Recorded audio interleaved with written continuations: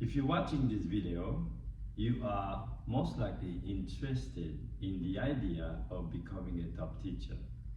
Hi, my name is Benoit. I have been a top teacher at many dance competitions.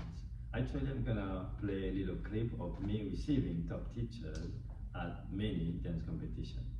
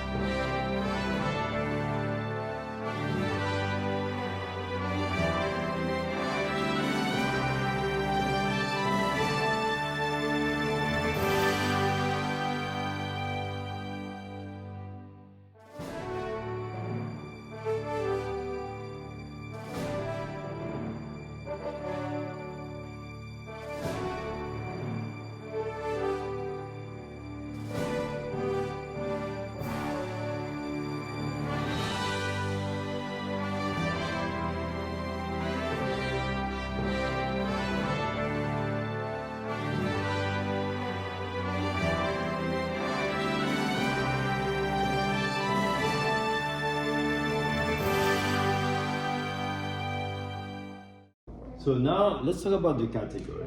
We have number one category is called regular. So the regular is also called contested. This is the category most people know. So because that's all they know, they enter the student in this category, okay? And I can tell you this is not the best category if you want to be a top teacher. So number two, you have rising star.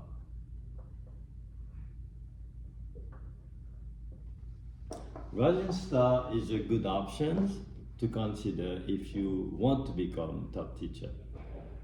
Because why? There are fewer competition. There are fewer people competing in that category.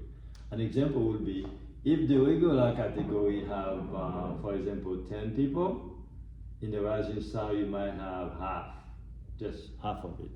So, and that way it's a lot easier. So now instead of competing against 10 people, you have to actually make, because 10 people is considered semi-final, then you have to go to the process of qualifying for the final, then and to place on the top 6. Whereas rising star, if you go in the rising star for that same competition, there will be a lot less. For example, mostly it's gonna be half, which is 5. Then now you're already in the final. And now if you place 5th, even if you don't place well, you still manage to have more points, okay? So basically in your process of becoming top teacher, you have to be very strategic about how you place your entry. So rising star is a good option if you wanna be top teacher. The third option is called proficiency.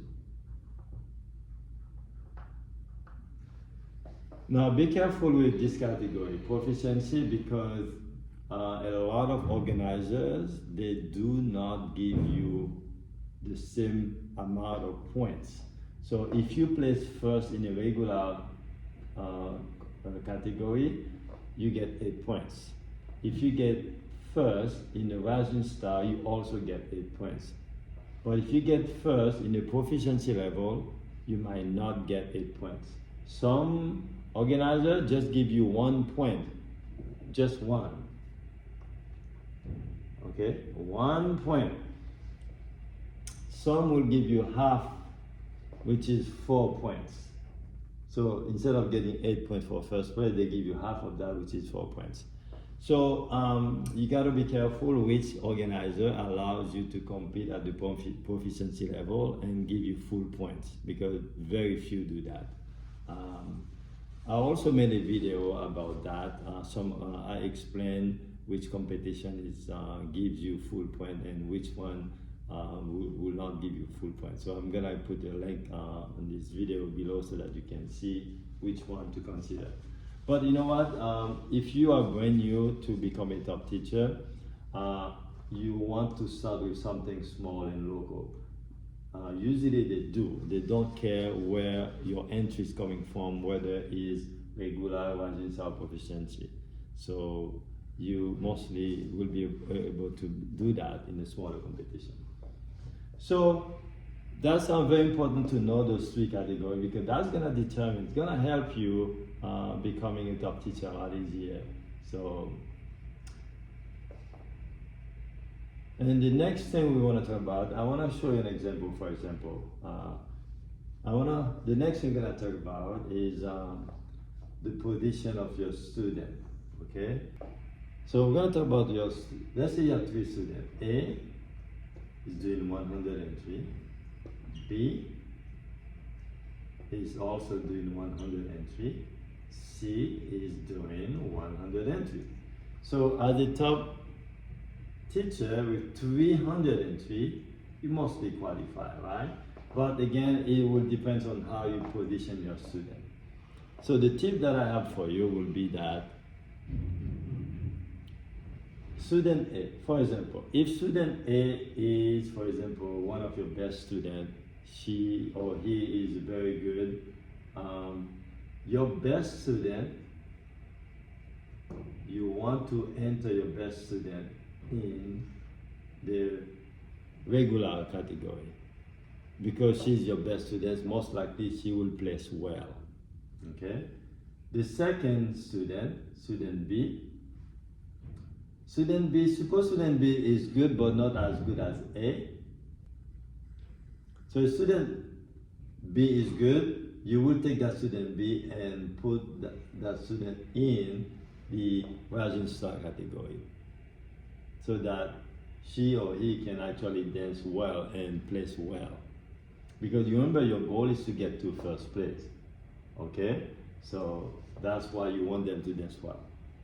And the last student is C. If student number C is not as good as the first two of them, then you want to consider proficiency level, or maybe some rising star, or a mixture of both. Now again, for proficiency, you do need to check to make sure the organizer is giving full points. Okay, if they're not giving full points, there's no reason to actually compete in the proficiency level if you are considering becoming a top teacher. Now, I mean, there are times I do proficiency level because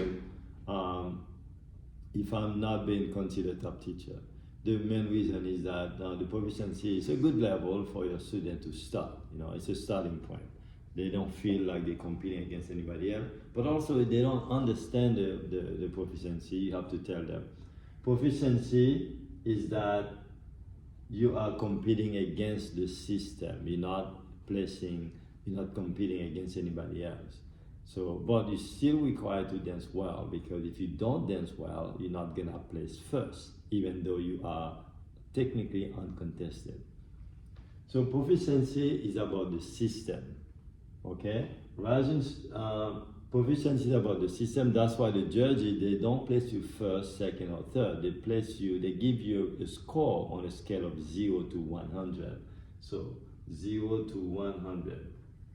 So if you have a score of, like, say, score between 90 and 100, that's considered first place.